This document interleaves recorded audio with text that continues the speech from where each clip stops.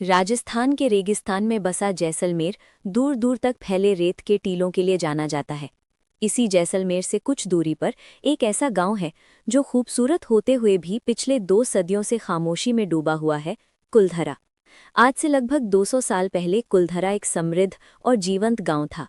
ये जैसलमेर रियासत के सबसे संपन्न गांवों में गिना जाता था और यहाँ से राज्य को अच्छा खासा राजस्व मिलता था।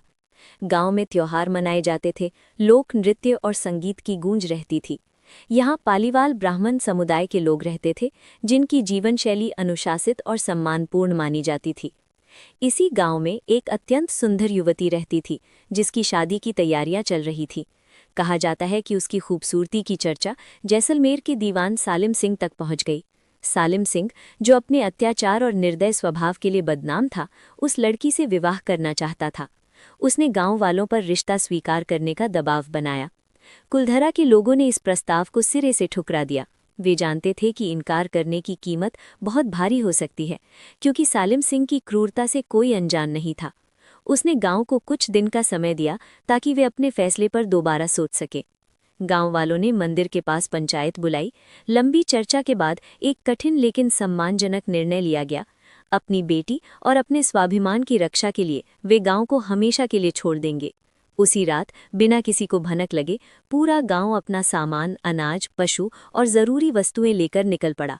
सुबह होने से पहले कुलधरा पूरी तरह खाली हो चुका था। उस दिन के बाद कोई भी कभी लौटकर नहीं आया। आज जैसलमेर में सालिम सिंह की हवेली तो मौजूद है, लेकिन लोग उससे दूरी बनाए रखते हैं। वहीं कुलधरा में पत्थरों से बने घर अब खंडहरों में बदल चुके हैं। फिर भी इन टूटे फूटे मकानों में चूल्हों, बैठने की जगहों और पानी के घड़ों के निशान देखकर ऐसा लगता है मानो लोग अभी अभी यहाँ से उठकर गए हों। खुले मैदान में बहती हवा और पसरा सन्नाटा इस जगह को और रहस्यमय बना देता है। स्थानीय लोगों का कहना है कि रात के समय यहाँ अजीब सी आहटें सुनाई देती हैं।